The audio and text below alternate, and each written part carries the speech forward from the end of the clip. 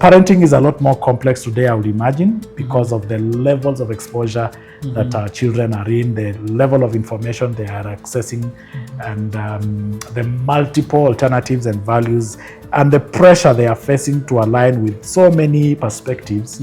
And therefore... Hello and welcome to the I Am Curious, Help Me Understand podcast. It's a new year, 2026, and I believe that the year is doing you well and you're doing okay wherever you are. Earlier on, parents were very powerful. They power in the sense of exerting authority. Their word was a command and final. No discussion. All parents have a desire to raise godly children. Children who are well-mannered, children who are disciplined, children who will be useful to the society. But that is not always the outcome.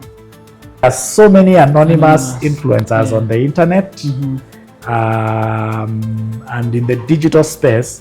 People have no clue where they are, what they are. Some of them now with AI are not even real people. In our discussion today, we'll be talking about raising a godly offspring. What does it mean to raise a godly offspring? What are the practical steps that you can take as a parent to help ensure that your children grow up in the way that you desire, and more importantly, in the way that God desires them to grow? The children are most influenced at the youngest ages. A couple of years ago, we created something we called a 7S model for our parenting. So the first S was... Our guest today is Ezekiel Baraza. Ezekiel Baraza is the National Director of Scripture Union, an international and interdenominational Christian ministry that works with the church to spread the gospel and facilitate holistic nurture among children and to strengthen family life through holistic and transformative Bible engagement. Our children know way more than we imagine they do. Whether they watch TV or not, as long as they go to a school somewhere, even if they go to the most saved Christian school, there is something there in one of the children. So we must always never assume that the children don't know. Join us today as we engage in this very important topic about parenting. Very interesting how parents would cane their children to go to school, but allow them to go to sleep when they want to do family devotions. And you see, you can only exercise that caning and forcing them to attend family devotions within a certain age bracket. By around age 10, you can't force them. They can sit there and switch off. If you're new to this channel, I invite you to subscribe and join the community and let us learn together. If you're not yet subscribed, down there, you can subscribe to this channel and you will be notified every time we upload new content. Welcome and enjoy.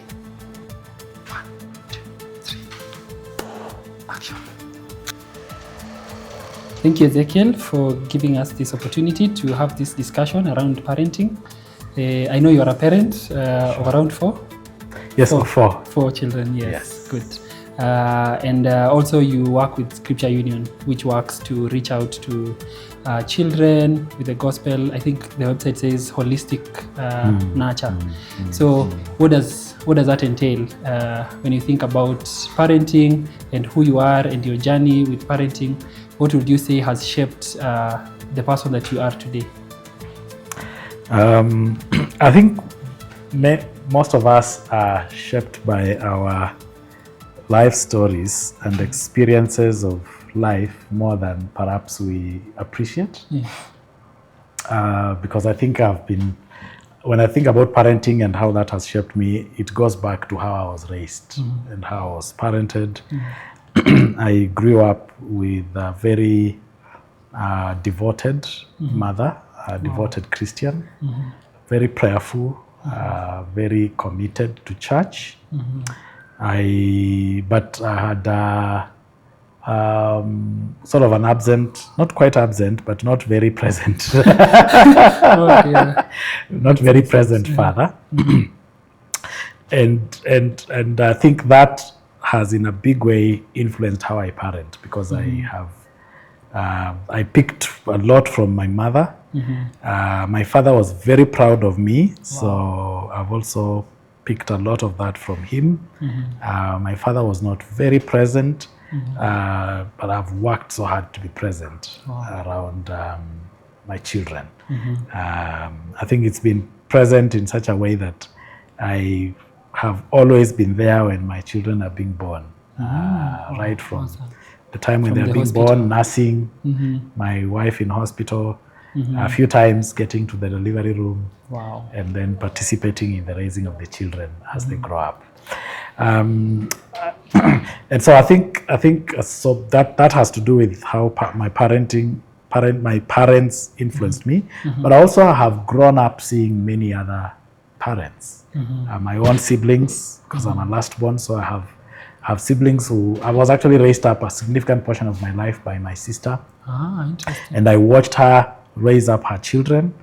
That influenced my parenting quite a bit. She was very strict, very firm, but very hardworking to supply and meet the needs of her children. And God has truly blessed her children. Today, I look at who they are and I see the investment of their parents, both their mother and their father, my brother-in-law. And then, of course, raising my own children, very unique, and God surprised me, because in the whole of my journey of growing up, the last thing I imagined was doing ministry among children. Doing ministry? Among children. Interesting. My wife is a Sunday school teacher. Wow. And so I always knew that was her That was work. for her. I was either going to be in organizational leadership, or pastoral ministry, or youth ministry, but not children. But here I am, it's 3 years now, leading a children's ministry. And I sometimes think this was more for me and my family than for the children that I reach out and serve, because I think a lot of the biblical reflections, a lot of the learnings I've experienced, a lot of the exposure to content and knowledge about parenting has served more, has been really for my own benefit than perhaps even for the people I'm involved in training, and for the children I'm involved in promoting and supporting positive parenting.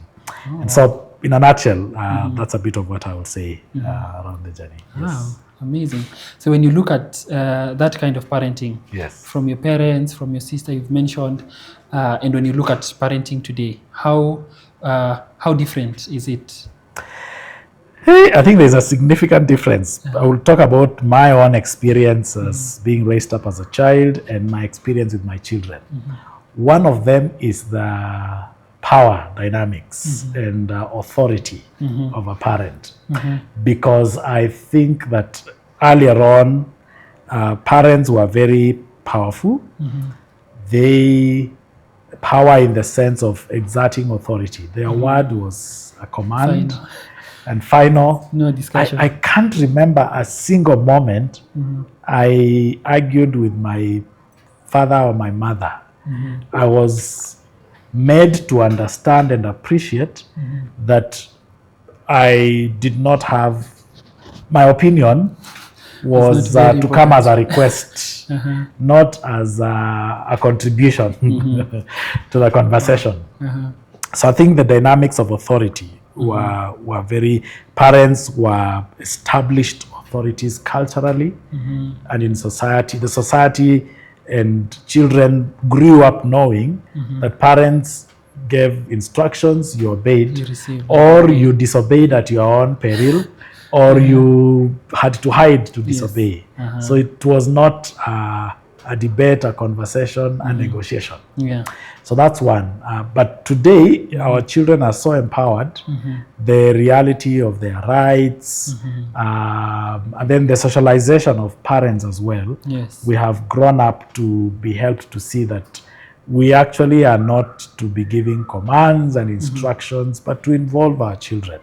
Partly because that in itself gives them responsibility over their own actions and decisions, but it also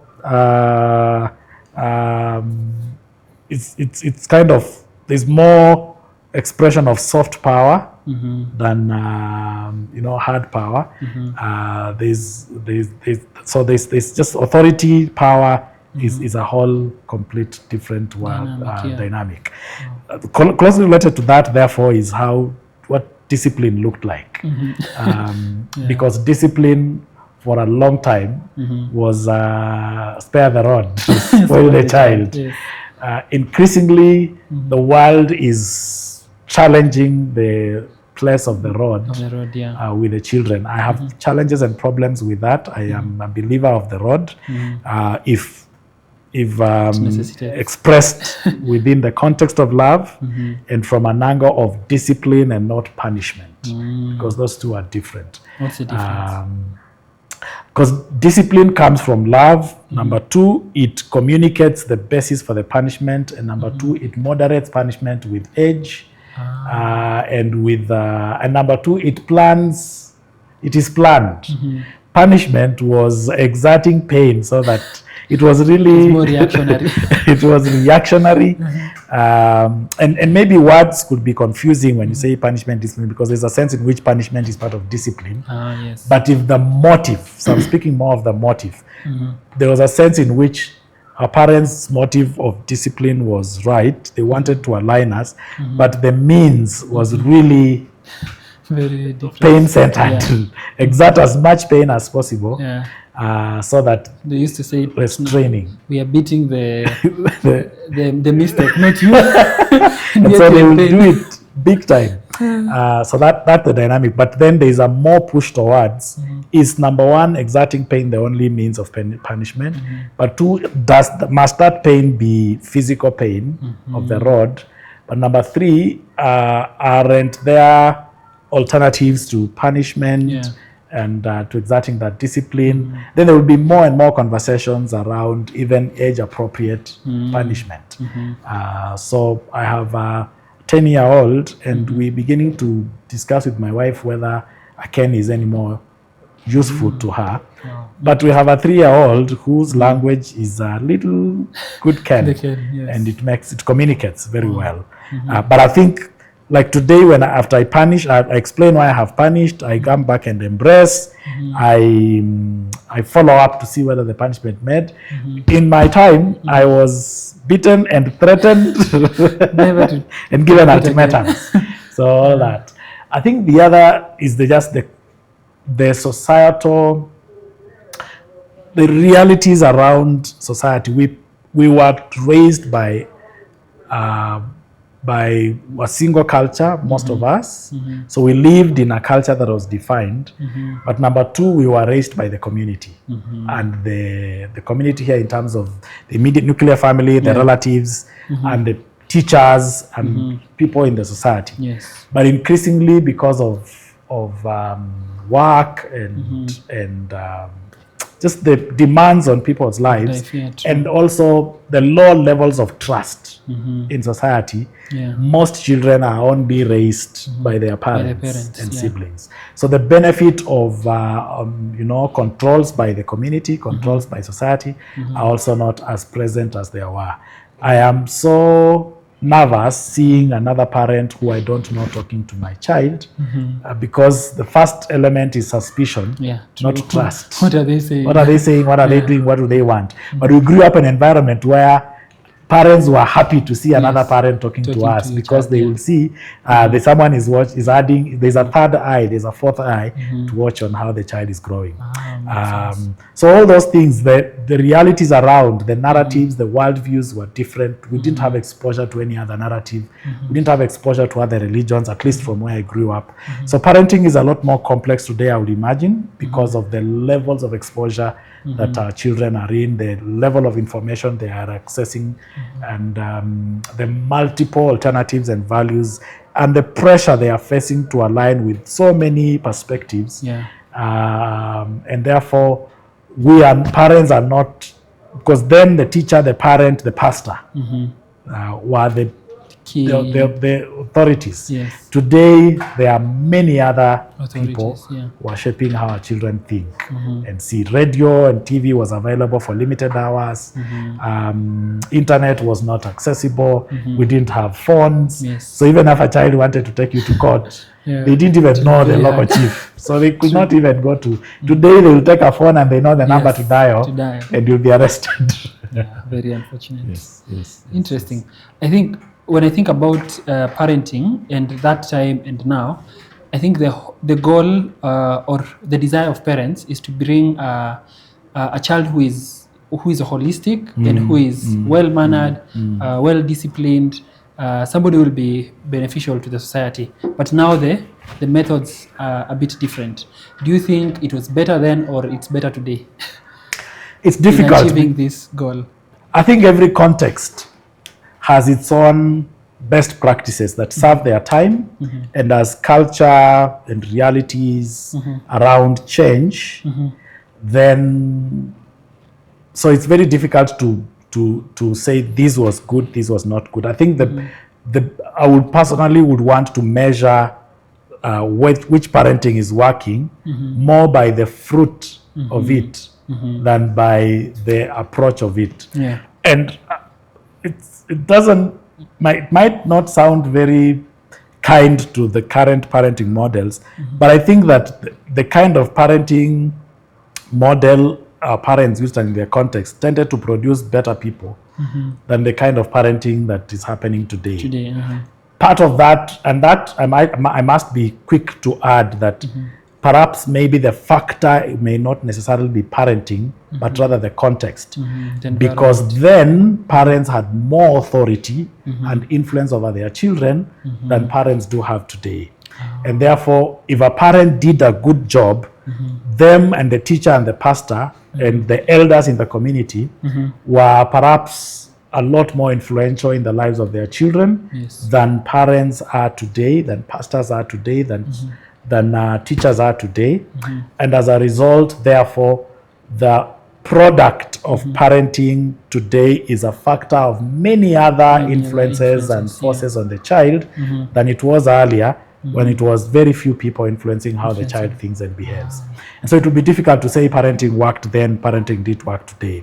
But I think the basic principles of parenting applied then just as much as they apply today. The motive was really to raise a right child, godly for those who have some elements of faith.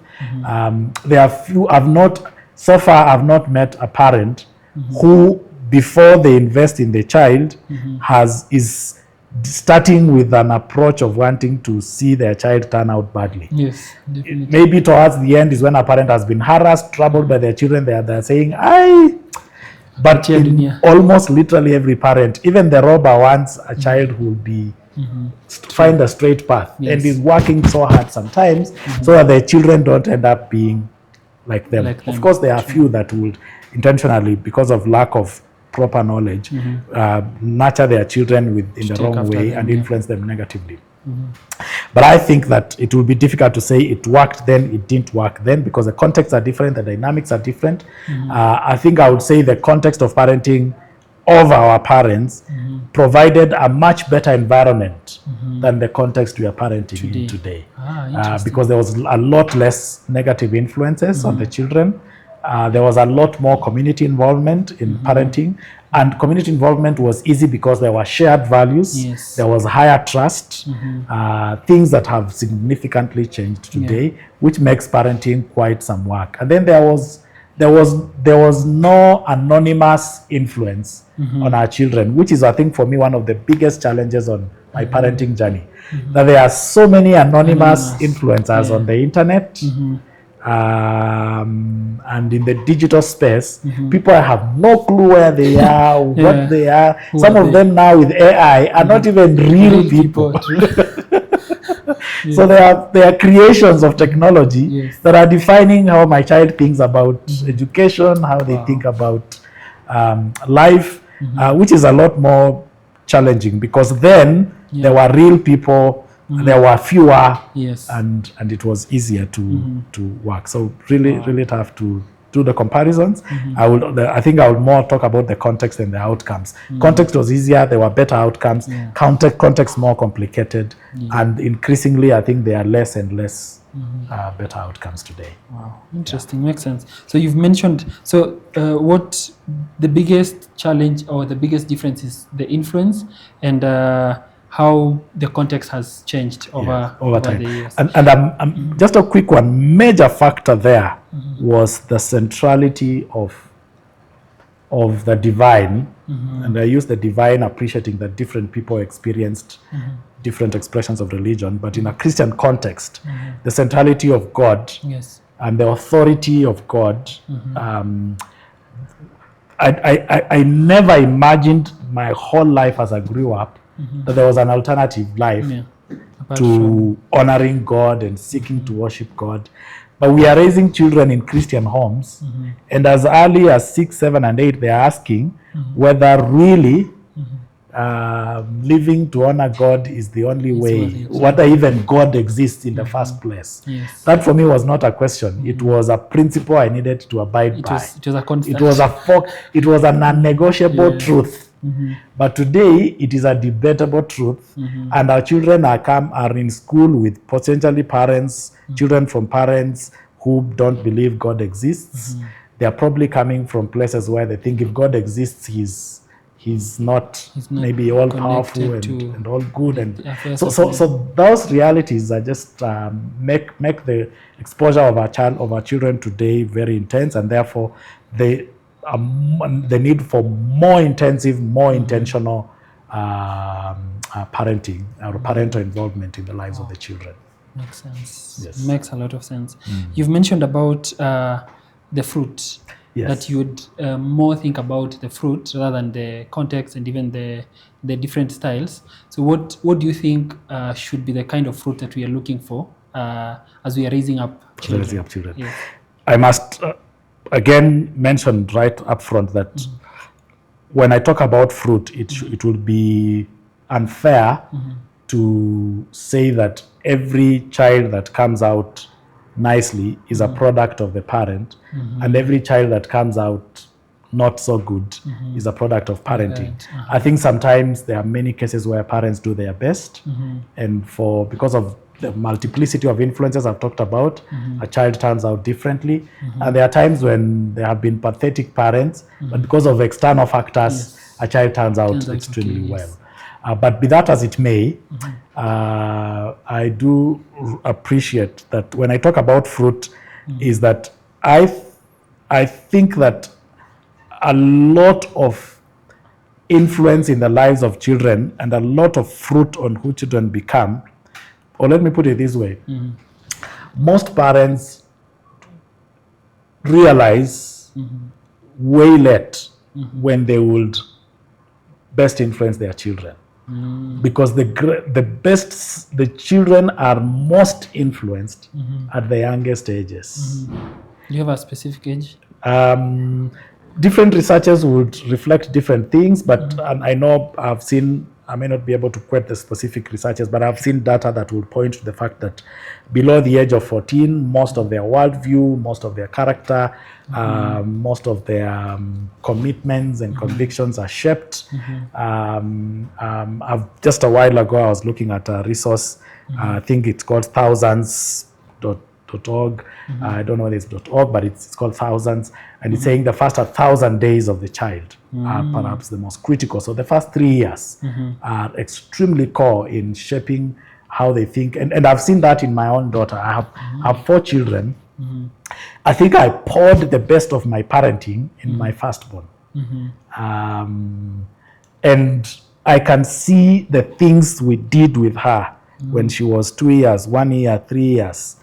Have shaped a lot of who she is and how she is influencing her siblings today. And so I think that that age is very critical. For example, for her, she had very minimal access to the phone. I've struggled to maintain that discipline with the other ones, though I strive to.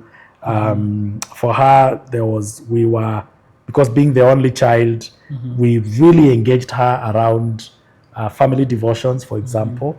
Right now she's 10-year-old and she has a 7-year-old, a 5-year-old, a 3-year-old. So when you're doing devotions, in an attempt sometimes to minister to all the 3, we lose a bit of attention to each of the ages at some points. And so the fact that there was so much intensity, focus, intentionality on this one, because she was the only one at that time, I see so much impact of the quality of engagement we had with her in her earlier ages. And even the same as they grow older, I increasingly realized I have less and less power to influence, because now they are countering.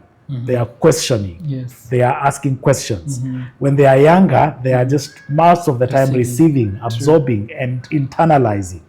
And so they pick your patterns of TV, they pick your patterns of prayer, they pick your patterns, your commitment to church, they pick your food eating patterns, because they are just watching and picking.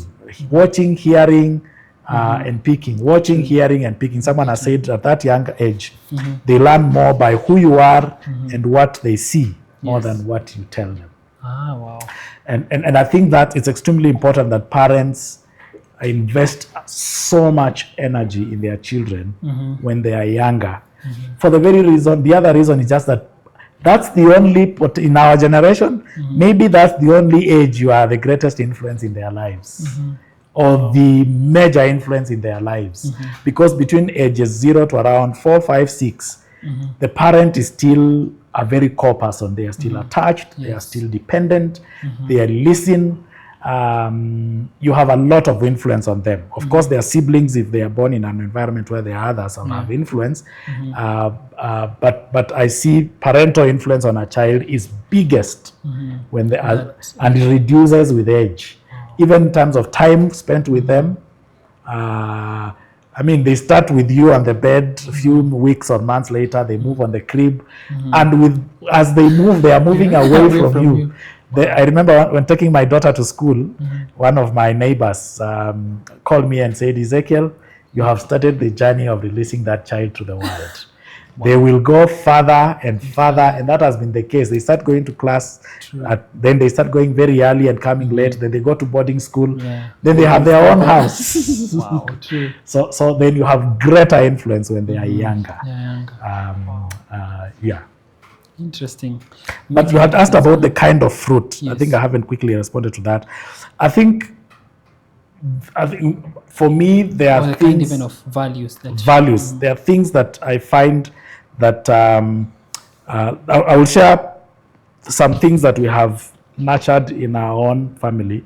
A couple of years ago, we created something we called a 7S model for our parenting. It hasn't been perfectly expressed as we had wished, but it has really shaped how we have nurtured our children. S. So the first S was salvation. I think the biggest desire of any parent will be for their child to know God and walk in obedience to God, because this world is shaped, it was designed by God, created by God. God is the ultimate authority. And no human being has a hope and a future that is eternal and that is lasting without God. And so children finding God, and in the Christian context, giving their life to the Lord. One of the best days of my life is when I led my daughter to the Lord. And I'm praying that I'll have my second best day to lead my second-born son to the Lord, because I don't do that until they are around age 7. When they have capacity to understand the gospel, connect with it, and make their own independent decisions of faith. So salvation is core. The second one is self-care. I think raising a child who is responsible to take care of themselves, to know, to be clean, to be mentally right, to be healthy, to eat the right food, just to take care of themselves holistically. To dress well, to take care of the space where they are seated. The third is stewardship. Those care for people and things around them, so that they are able to be grounded in the Lord, salvation, be able to take care of themselves, self-care, to be able to take care of things and people around them, stewardship, and then to share, learning to share, to serve, to share, and then fifth is to serve. I'm trying to remember. The sixth was to embrace a simple life, so that they can learn contentment and simplicity. And I think the seventh S has disappeared. But that was just what we have nurtured. But I think for me, there are 3 core values in the life of a human being that if someone learned how to express them, they will live in very good relationship with God and with one another. And the first is the supreme ethic of love. If people understood and practiced love, in its truth, it is a core factor. Second is righteousness.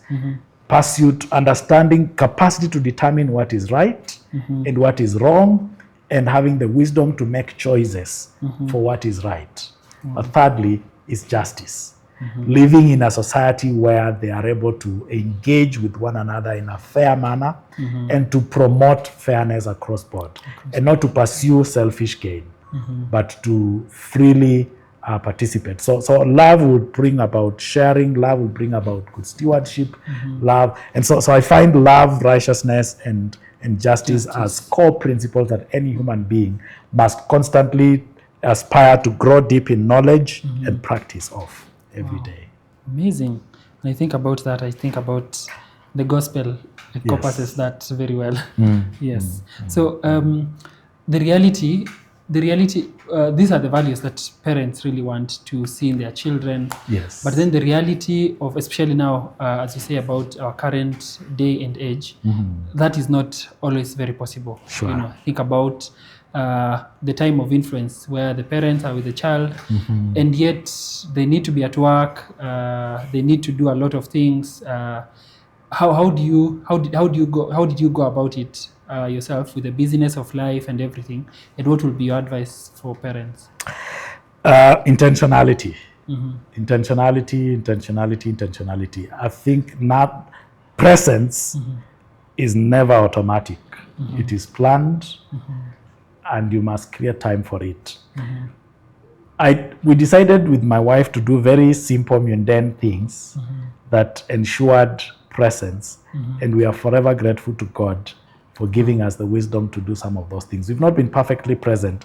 As a matter of fact, 2-3 days ago, I asked my daughter one of the things she doesn't like about me, and she said I'm not as present as she wants me to be. Wow.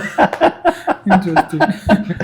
But there are certain things we decided when we were very newly married and when we got our firstborn, and have defined how we have engaged and journeyed with our children that have been very, very, very helpful. The first thing we decided is that number one, our children will be washed every day. I told you they are very mundane. Yes. But two, Very they will never be washed by a house help. Wow.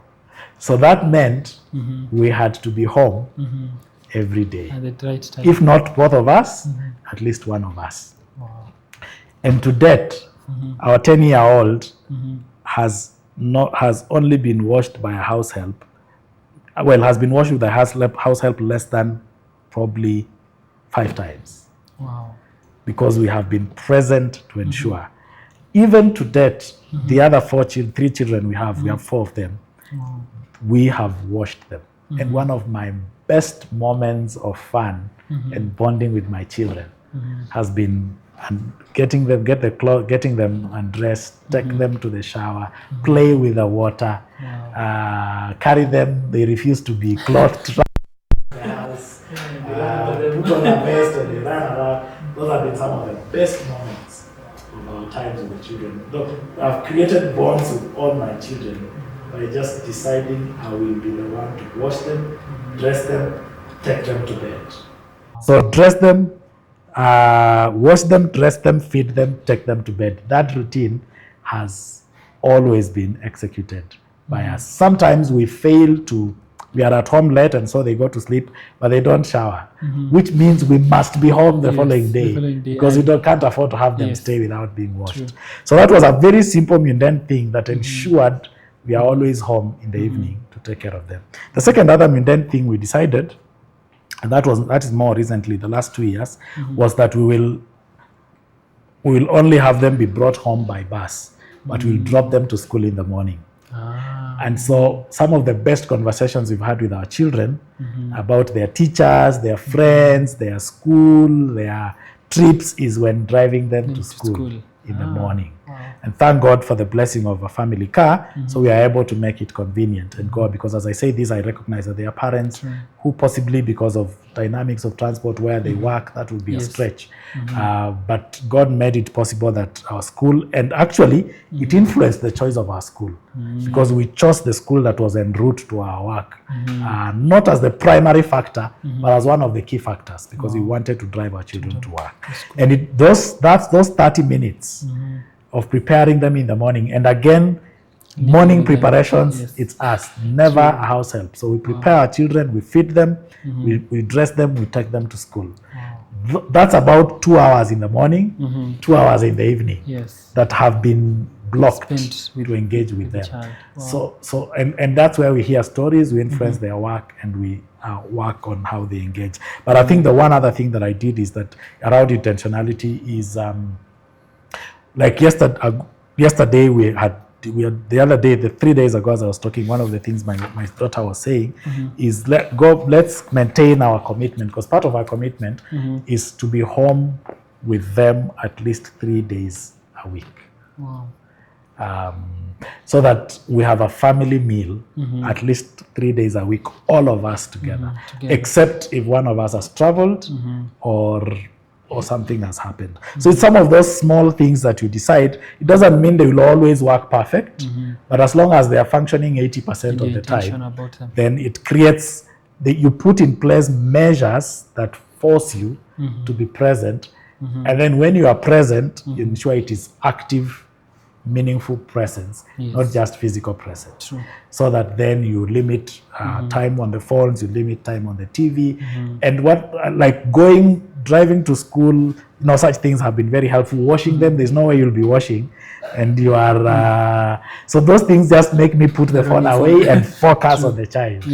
And those little moments of just me, the child, us connecting have been very helpful. The last one is family devotions, what other people call family altar. I think just determining that every day we'll gather together, read a scripture or sing a song or watch a Bible story, talk about it and pray. Those 20-30 minutes consistently contribute a lot to hearing our stories. And then involving children in ministry. I've gone to preach with them. We have a Bible study where we go with all our children, and they have my children's best friends are my Bible study members' children.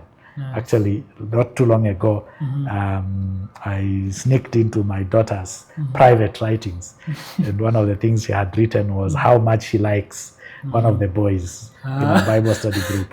And so it's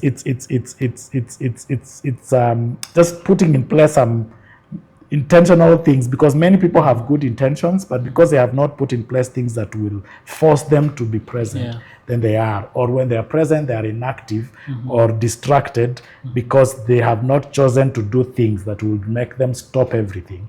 Because you can't watch your child virtually. You can't drive them to school virtually. So you take things that will make sure you are actually together and engaging with them.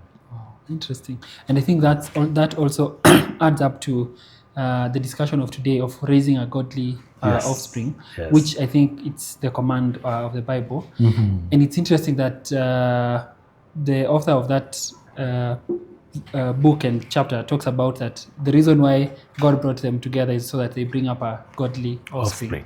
Looking like as if that was the sole responsibility. But then how does that look like? And I think maybe you've mentioned part of it. How does that look like part of intentionally raising a godly offspring, so that you're not just creating a bond with them, but also intentionally teaching them about God? If you look at the story of God with the people of Israel and the laws that God gave to the nation of Israel, and therefore by extension to the Christian parent, is that the number one responsibility of a parent is to disciple their children in the ways of the Lord.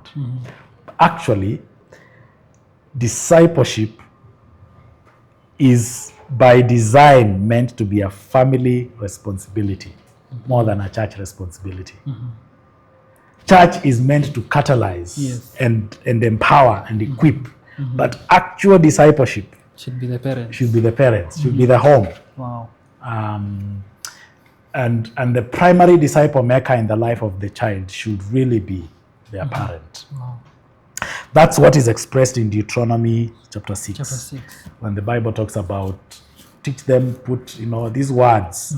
And it's very interesting because the scripture begins by saying, love the Lord your God. When you get into this land and you get riches and you get whatever, do not forget the Lord your God. And it says, love the Lord your God with all your heart, with all your mind, with all your soul. So in other words, live out a life of discipleship. That's the first discipleship mandate of a parent, to be a disciple themselves. So live out the required life of discipleship. If you're thinking about godly offspring, be a godly man, be a godly parent. That's the first mandate God gives in Deuteronomy 6. And the second mandate is the things, the law that defines your godly life. Teach it then to your children. And teach it so meticulously. Actually, if you look at the words used in that text, engrave it in there. It's almost like get something hot, and press it over. It's a closer one to the modern generation would be tattoo. Permanent tattoo. Create a permanent tattoo in the hearts of those children of God's word, because it says, make it the most prominent thing in their lives. Put it on their wall hangings, on the walls, on their clothes. So when I meet clothes with scriptures, that's what God wanted, that our children will be raised in an environment where every side they look, they encounter God's word. And is pointing them towards God. But remember, he has told them the first pointer to God is their own lives. So the parents are to love the Lord their God with everything they are. That they have, And then following the law and abiding by that law, apply that law to teach their children and the ways of God. But in terms of practical terms and how that means, one of the things I find very challenging as a parent, and I've only appreciated how significant a need it is when I joined children ministry, is amazingly, many parents know so many things, but they struggle on how to communicate God's word to their children. I'm a children ministry worker, and sometimes I struggle with knowing, how do I communicate this concept? As complex as it is. As complex as it is. Sometimes even as simple as it is, to a 2-year-old, to a 3-year-old, to a 4-year-old. And so what happens is that because most parents find it difficult, they naturally assume maybe it's the work of Sunday school workers or experts, will do that. Or maybe this is not even the age for them to understand. They won't even know. But if you look through the stories of the Bible, I think God had put in place mechanisms to create, to shape the child around his law and his ways in very profound ways. At 12 days old, they were to be dedicated in church. So it was not the way it was designed. It was not an option. It was mandatory. It was mandatory. Yes. I will mention there's something I'm calling forced discipleship. God designed a mechanism where there was no room for a child to grow without being discipled. So they were to be dedicated. Yes. They were to learn the law of the Lord. There were certain gatherings where people gathered and made recitations that no one was exempt, including children. And so those regular sacrifices that children went to do, the regular assemblies that were by law, not by choice like we do today. Going to church for the Israelites was not whether or not you wanted. It was a law, a requirement. Yes. And so he created an environment where the children would grow exposed to God on a regular basis by a system of life, a cultural expression that left no opportunity, no chance that any one of them would not know the law of the Lord. So they had to make a choice to disobey and not disobey out of ignorance. And I think that's how parents need to see the responsibility of discipleship for parents. For the children. investing God's word and God's rules in the lives of children, that if they have to go astray, it will be their choice and not ignorance. Not the fault of the and not parents. failing to know. That's one. But two, the education system that existed then was not compartmentalized like the education system that exists today. Education was embedded within a family and the community in a way that the education system nurtured discipleship in itself. If you think about how missionaries, for example, set up institutions in this country, when the missionary came, they planted a church, a school, and a hospital. Yes. Just anchoring the life. And so they were to do discipleship through the church and to support discipleship for children through the school. Through the school. And then, of course, minister healing of the body through and demonstrate love through the hospitals.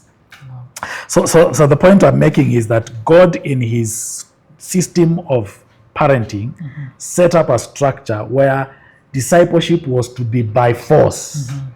It is a must. By force to the parent and by force to the child. And it ought to be seen that way. That as long as you are a Christian parent or what, then you have a responsibility. And even if if you are thinking about a godly offspring, then raising godly offspring is not a choice. It is a mandate, a requirement. So they were to teach by law as a requirement, and children did not have an option whether or not to listen. Yes. They were to listen. It's very interesting how parents would cane their children to go to school, but allow them to go to sleep when they want to do family devotions. And you see, you can only exercise that caning and forcing them to attend family devotions within a certain age bracket. Yes. By around age 10, you can't force them. They can sit there and switch off. Yes. Or decide they are not showing up and lock themselves in their room. Yes. But my 3-year-old does not even know, my 3-year-old does not even know how to lock her room. Yes. So I will still get to her and bring her. But also, she's so attached to me, she won't stay there long enough. Yes. She will come crying. Come out, So that's the time when discipleship has to be forced. And that's why it's crucial when it's young. Let's exercise forced discipleship through one, modeling, because then they have no option but to see a Christian life in their parent. So it's forced discipleship. True. But two, by intentional, non-negotiable teaching. Let them make the choice, not because they didn't know, but because they knew and decided to disobey. Wow, amazing. That's very important. It has to be forced. Yes. Engrave it in their hearts. But then when you think about that, and especially with the current age of how I think it's part of socialization and how parenting has been made. I hear about gentle parenting and, you need to listen to the child. How do you do that, especially so that, and also posing that, you don't want to traumatize your children with a forced religion. How do you go around that so that you're able to, force the child to appreciate these things, but also not in a way that will make them hate it? If a child was sick and they were not eating, a parent would be so disturbed. They would traumatize that child in hospital with injections, drips. That's not gentle, that's trauma. Why would, because you want them to gain appetite, you want them to start eating, because they will die if they don't eat food. Why would that be as much important for the food that feeds their soul? If we can put them on drips, prick them with injections, and cause them to go and spend in a strange place that is not their own home, because there they will find healing. Why would it be difficult to use the same measure of vigor to insist? So what sometimes is called trauma is just misplaced priority, because we traumatize them with many other things. But be that as it may, when I say forced discipleship, it shouldn't be abuse. Abuse in the sense of tie your children on the chair, deny them food so that they can read the Bible, because that can also generate a negative outcome, where they hate the Bible on account of how it was introduced to them. But there are many things that we do because we consider them priority. Many parents would go to all odds to get their children to school. When a child goes to school the first time, they cry, but parents walk away.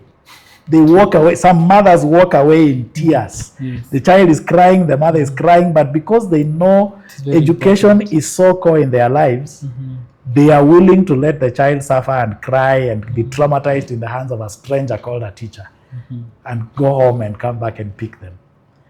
So that means it's usually not really, in most cases, the argument of trauma is really selective. Because on the things we think are important and priority to the children, we traumatize them to get them. True. All we do is we make sure it's not moving to the extent of abuse. So we say to traumatize in quotes. And so I think we have to come to the place of recognizing discipleship, spiritual formation, nurture of the soul, and nurture of obedience to the instruction, cultivating the fear of the Lord is as crucial as food, is as crucial as education in the life of a child. And the extent to which we go to make the child eat, the extent to which we go to make the child stay in school should be the extent to which we go to disciple a child at home. And that only happens when we place premium and priority and significance to the to that element of nurturing the child in the ways of the Lord. Wow. But what we must guard against is child abuse. True. You cannot, just the way I cannot, beat up my children uncontrollably because of failing to go to school, I cannot beat them up. Just because I cannot make my child fail to eat for 3 days because of not going to school. So it has to be within parameters of care, love, and reasonable discipline that builds the desired character and does not ultimately harm the child. But most of what is defined and called as trauma is happening in other aspects of life. It's just a way around negotiating what should be non-negotiable. Yeah. Wow. I like that reflection. Wonderful. Around the same question of raising a godly offspring, how would you let me get this question right? Especially in the time when there are now most competing voices around the child, and as you parent this child, you want them to have a Christian worldview in the way they view things, in the way they make decisions, in the way they think about literally everything. How do you help that? How do you come up with those, bring up either those discussions, or how do you answer them when they ask those questions that give you an opportunity to kind of preach to them or help them to form a Christian worldview? I think there's a time a parent said that as a parent, you are always in a dilemma whereby you are wondering what is too much information for a child and what is too less. So that you kind of don't know how far to go, maybe talking about sexuality, or what less can you tell this child? Yes. Wow. I think the complex nature of the issues we are talking about require that the first investment of a parent would be prayer. I think we are living in a world where the enemy's schemes are so overt. I think we lived in times where people who wanted to drum evil in the hearts and minds of our children did it in hiding and find ways of covering that up. We live in days where they shout it out in their ears and they are the loudest. The sober sound voices are not as loud as the evil, wicked voices that want to mess with the young people's minds and lives. And so we must recognize that it's spiritual battle for the souls of our children and invest immense hours and time of prayer, pleading to God for the souls of our children. That's one. But two is that I will still suggest that it will be very crucial because of the need to be authentic about the Christian truth, for parents to do their best to live out the truth they would wish their children to embrace, because it's one of the biggest ways of influencing children. Thirdly, is that parents need to recognize that parenting is an art that requires continuous learning. And so I would really encourage many parents to go for capacity building, seek capacity building opportunities to learn how to deal, especially in understanding age-appropriate ways of discipling our children, how to pass on certain information and content and work to ensure that children at every level are being engaged appropriately. The other one I will say that I've found extremely useful for me and for our children is what I call create a village for your children.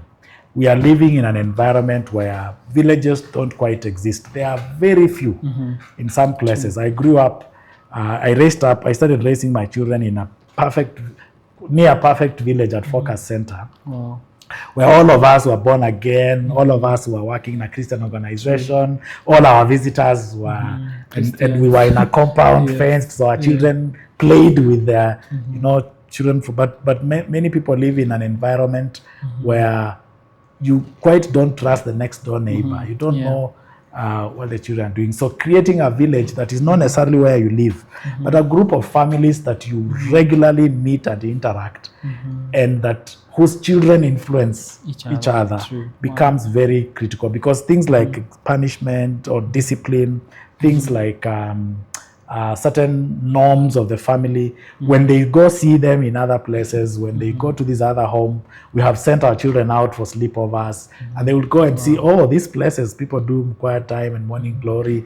They will come and they will tell you, let's do this. So when you create a village that where children are beginning to get influenced, you magnify the right voices in the life, or rather amplify the right voices in the life of children and silence the negative voices. But church is another significant contributor to discipleship of children. And I say church because of the reality that most parents are struggling to know how to disciple their children. And I would encourage as many churches as possible to involve most of the parents in Sunday school ministry. I went to a church where they have what they call mothers and fathers on duty. And so every parent who has a child in Sunday school is required to in some way participate in Sunday school. And that way they learn how children are taught, they pick lessons, they pick some of the dances, some of the games, because then it creates the language, because then it equips them to involve. So actively support children ministry in churches, pastors, bishops, senior pastors, allocate resources, equip Sunday school workers, because when parents go and watch, they get equipped and are supported. But also church sets the agenda for discipleship for the parents, because it helps when parents are able to come and see what's happening, what agenda, what conversations are happening. It's also the place where you are able to easily create a village of the right people. So church then becomes a major contributor. But thirdly, parents need to be aware and to influence what is happening to children in schools. Because a child spends a huge portion of their time in school. My own children, I dropped them at 7:30, actually 7 a.m. in the morning. Sometimes I'll meet them when they're asleep, or I'll meet them when they are just about to finalize. We meet, they shower, they prepare, they go to sleep. So a significant portion of their active day is in school. If a parent is not intentional on what that child is experiencing in the school, it is very risky, because it's very likely that all you do in the evening and in the morning is undone throughout the day, as they interact with their friends, as they listen to their teachers, as they go through the groups. So we have to be very careful, even when we don't have the luxury of choosing the best schools where Christian values are being taught, and because of financial factors and economic factors or social factors, you have to put your child in a public school. Be an influence in that school. Be active, visit the school, attend parents' meeting, negotiate with the teachers on what children are doing and interacting. Find children from Christian families and introduce them to your child so that you are creating a village of positive influence among them in the school. Because if we don't do that, then the negative voices will influence. So I think those will be some of the things that I would highlight. Wow, yes. Good, amazing. What about the media, social media, and all that? Of course, then that becomes a crucial this in our time regulation. We can't avoid the fact that our children are attached to this digital space, and they are attached to it because one, we have exposed them, because if you don't expose them, they won't be attached. But two, they are interacting with those who are attached, and therefore they are socialized. They're in an environment where majority are attached. And so even when we have succeeded to protect ours, unless we decide to homeschool, take them to a Christian school, and sometimes when they don't have exposure to what's happening, they get the slightest window. And if we have not done a good job here, that exposure becomes very destabilizing. And so intentional exposure to the real world becomes essential. And that real world has a lot of digital exposure. Yes. So a couple of things. One, a number of parents are struggling with control of how much is too much for the child's access to the digital space and to media and to television and to phone. But two, where there is control, is also knowledge and understanding of what is available for the children to consume that is useful and beneficial. But number three is building capacity of the children to have digital intelligence and digital discipline. So first and foremost, right from the onset, and this needs to be done at the earliest possible, right from the onset. Create controls when they are still young. Create controls when they are still young. Switch on the TV and switch off when they don't know how to switch it on. Because then they pick a pattern, the TV here, and they will actually grow up imagining that TV goes off and goes on at this time. So set up controls early.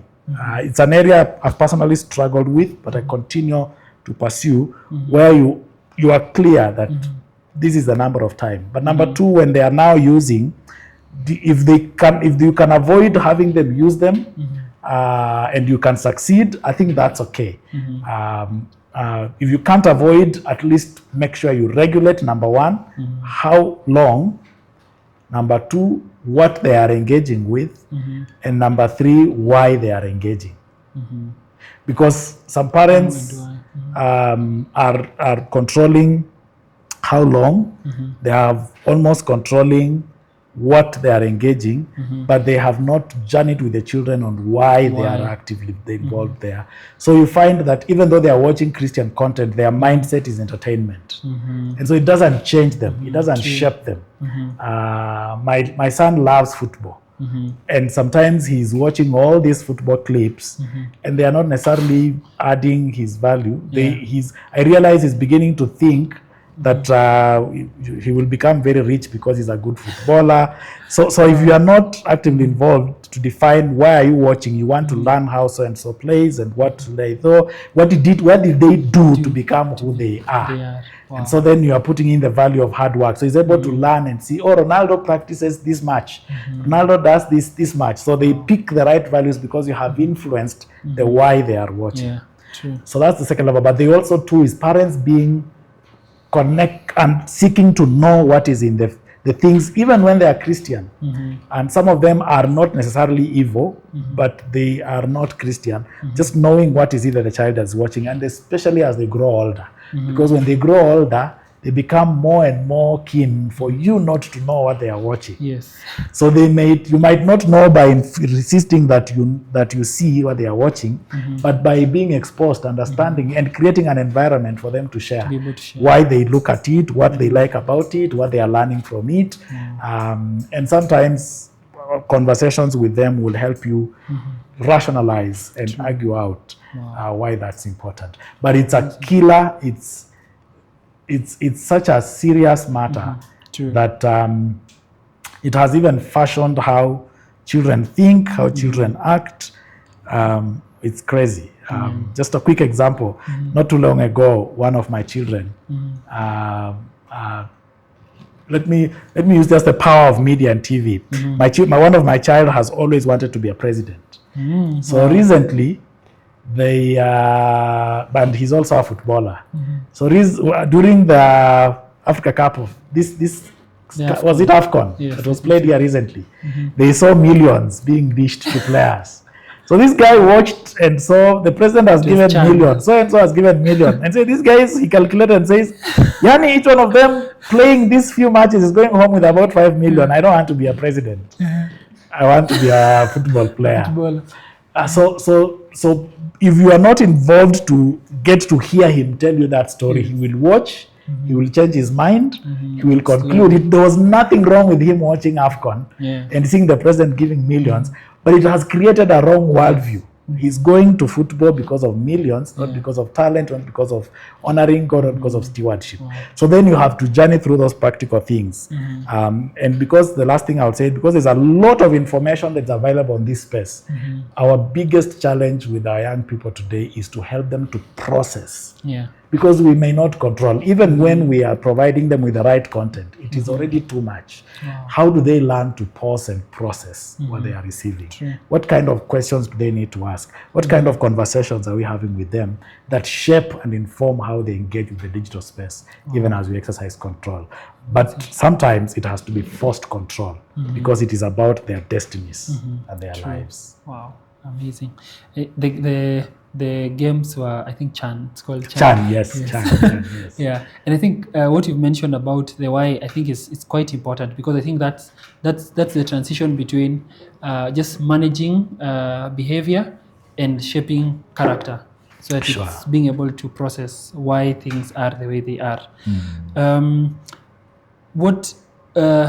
As we draw to a close, what things do you think that parents might have good intentions, but yet fall into some pitfalls in trying to be intentional, but maybe failing in certain ways, thinking that they are doing well? I think some that come to my mind, and part of what I have found, one of them is overprotecting our children. I think I've seen seasons when, an example is, there's a time I moved from the Great Focus Center, and then I moved to an estate in Langata, and for about 3 months, I locked my children up in the house and in the compound. And we try to create all possible things to keep them inside so that they are not interacting with the children, because we didn't know who they were. We said we will take 3 months to lock them up, quote unquote, until we know who these families are, who these children are, which was a very good intention and well planned. But we realized that over time, because these children were in school meeting with the same children, they were occasionally sitting and listening to the conversations out there. So the best protection we needed to give them was not just to shield them from that world, but to prepare them to face that world. Makes sense. And we realized we had taken a lot of time to shield them without preparing them. When we felt a little more confident, or it was too much for them, and then we released them, we had not prepared them. So sometimes we do a lot of overprotection without preparation in the event of exposure. And we need to do both. We need to protect them, but also prepare them. Because when you have prepared them, you now can moderate and engage their exposure, because ultimately somehow they get exposed. So one of the dangers I see parents do is protect and fail to prepare in the event of exposure.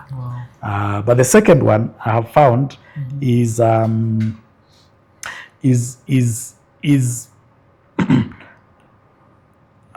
assuming that all that appears Christian is Christian.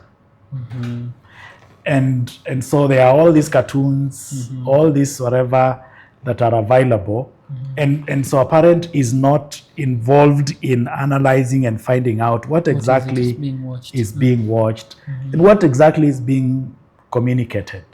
And so there are people who are intentionally designing content that has a Christian face but has lots of doctrinal errors. It has lots of misrepresentation of biblical facts. It has lots of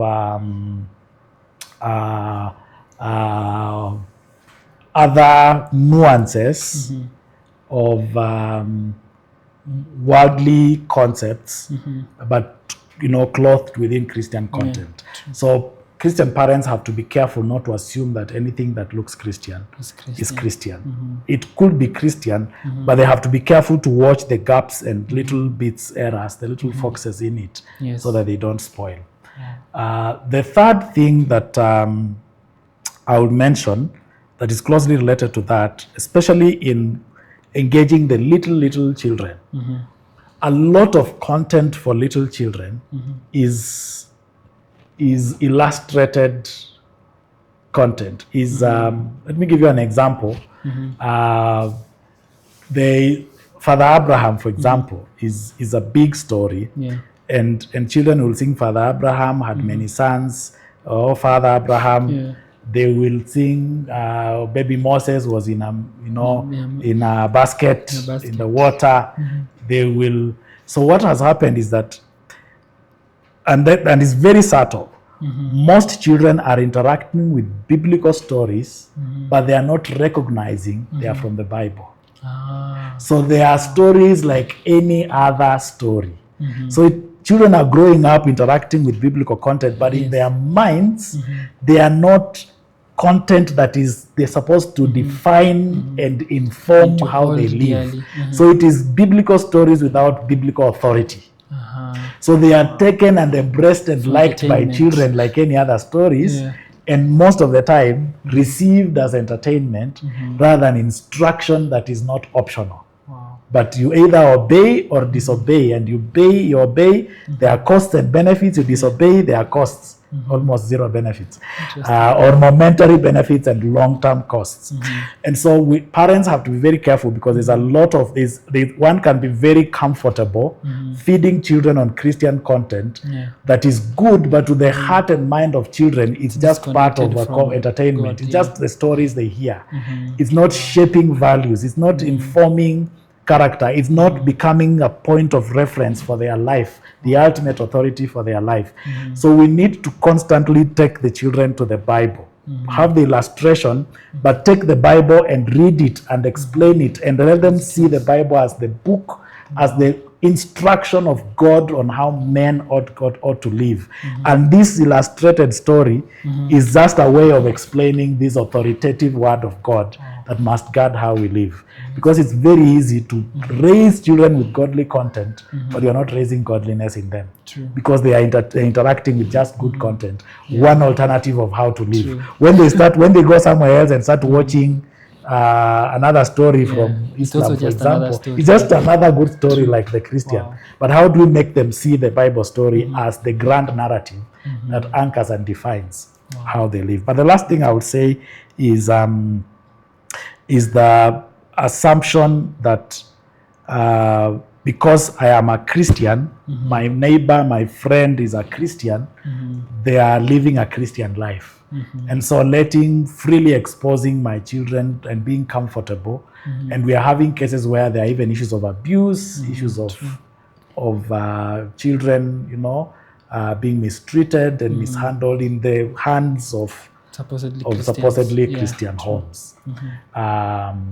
I think that's something that we have to be very careful, so that we really are intentional and verify and build trust with the right find out. But the last one that is extremely core is assuming that children don't know. Wow. Our children know way more than we imagine they do. Whether they watch TV or not, as long as they go to a school somewhere, even if they go to the most saved Christian school, there is something there in one of the children. So we must always never assume that the children don't know. Let's always spare time to have conversations, to hear what they know, and not be quick to just be teach. There's an approach of engaging children and young people that I found very helpful. It's called LACT, L-A-C-T. And it says listen to the child or the young person. Spend most of your time listening. Affirm what is right, correct what is wrong, and then teach what is missing. Wow. But we spend a lot of time teaching and not listening. Yeah. And so we never get time to affirm, to correct. And because if we spend more time affirming and correcting, we reinforce what is right, we cure what is wrong, and then we see where there are gaps, and that's where we invest our teaching. Wow. Interesting. That's very important. Yeah.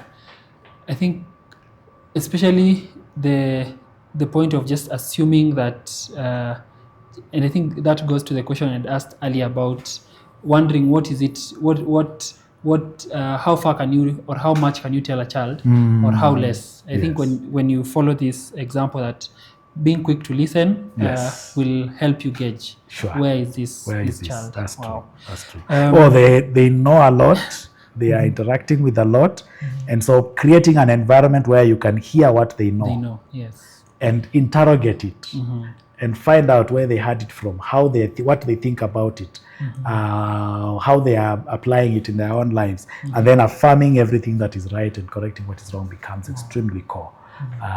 Yes. Amazing. Wow. As we continue to come to a close, what hope can you give? I think you mentioned in the beginning that most parents realize when it's a bit late that they need to put some break somewhere, or they need to teach their children certain things. What hope or what advice can you give to parents who feel like they have come to a point where they feel like it's already a bit late to start nurturing their child, and what practical things can they do to get to redirect their child towards godliness? Wow, our theme, our church theme this year is anything too hard for the Lord. And I think that's the first hope I would give. There is no human being that is out of the power of God to be turned around. Wow. There is always hope in the Lord, and there is nothing impossible with the Lord. Wow. And so we should never give up, because if we give up on our children, we are giving up on God. We should wait on God, continue to trust in Him. It may tarry. Sometimes it may not even happen, but let us do all we possibly can, striving, praying, following up, supporting, instructing, disciplining as appropriately. Amazing. So one is that with God it is possible, but two is that we have, even though a lot is shaped in the younger age, most young people, most decisions for salvation happen in teenage. At least in this country. Wow. Go to a university Christian Union and ask people who are born again in high school. More than 50% of the Christian Union will lift up their hands. So teenage is also another very unique, difficult, complex age, but it has a lot of them searching themselves and searching for meaning and relevance. And I think in that season of searching themselves and searching for meaning and relevance comes a very unique opportunity to trust God for grace and wisdom to influence their lives positively at that level. Wow. You are better off if you did your work in childhood, because it becomes easier. But you have a chance to make a difference if you missed it in childhood, in teenage. It gets more complex when you get into adulthood. Because number one, your space in their lives has shrunk. And number two, even your time and authority in their lives has significantly reduced. But even when they get there, peer influence is a big thing at that level. So you can always trust God to connect them with people and communities. Like when they are on campus, to have a CU member who will connect with them and influence them, to preach to them and have them give their life to Christ. When they go to work, to have a workmate. So it's never all lost. There can always be some positive influence at whatever level of life. And even later on, when people have matured and are settled and in their golden ages, sometimes they're asking, what have I living for? Yes. And they realize it's all been trouble. They still place for salvation at that age. But statistics show that the numbers reduce.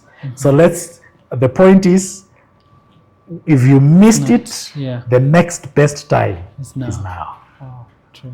Amazing. I think that points to what the Bible says, that train up a child in the way they should go, and they will not depart from it. Wow. Thank you so much, Ezekiel, for that. And maybe I should add, sometimes a parent does all they can. True. And they have very difficult outcomes. I think that should never discourage our parents. We may never be in full control of the outcomes, though we contribute to them, but we are always in full control of the contribution we make in their lives. Amazing. You leave the rest to God. So be faithful in what is in your hands to do. Yes. Wow. Faithfulness. Wow. Thank you so much for that. And maybe lastly, maybe you can just share what you do in regards to, especially now that you are the National Director of Scripture Union, and the work that Scripture Union does around ministering to children, and also maybe how people can be part of what's happening. Thank you so much, and thanks for having me on this show. It's been a great pleasure. Scripture Union of Kenya is a Christian movement that is part of a global movement of child-centered ministry, present in over 130 countries across the globe. Here in Kenya, and of course as well across the globe, we have two main aims. Our first aim is to make the good news of Jesus known to children, young people, and families. And our second aim is to help people of all ages engage with God daily through His Word and through prayer. Our desire is to see our children and families come to a personal faith in the Lord Jesus Christ, grow to maturity, be faithful and effective members of their churches, and servants of a world in need. We are actively involved in children ministry in this country, primarily thinking about how do we help our children engage with God's Word in a way that is holistic and transformative, and that makes them Christ-like. And so our vision is Christ-like children lighting the world, because we believe that children are at the most prime stage of receiving the gospel and experiencing the transformative power thereof. We do this through schools, and so we work with the churches to facilitate a program for pastoral instruction, PPI. We have had the honor of being the publishers of the PPI content for the Protestant community in the schools. We also run Bible clubs in school. We do mental health programs, life skills programs, stewardship programs, and many others to support children to grow up holistically in their faith, but also in every area of their lives. We also run a family ministry, a focus on family, where we do parenting programs, again, working alongside the church to equip parents to disciple their children, and coming alongside the schools to train and equip parents to participate in the lives of their children to ensure effective spiritual formation. And lastly, we distribute Christian literature. We sell Bibles, we sell children materials for children ministry, for Sunday school. I talked about PPI. We run devotional materials to help people engage with God daily through His Word in prayer. And so you can plug in different ways. Please pray with us that God will continue to grow the work. We are present in 7,000 schools. There are over 35,000 schools in this country that we need to reach.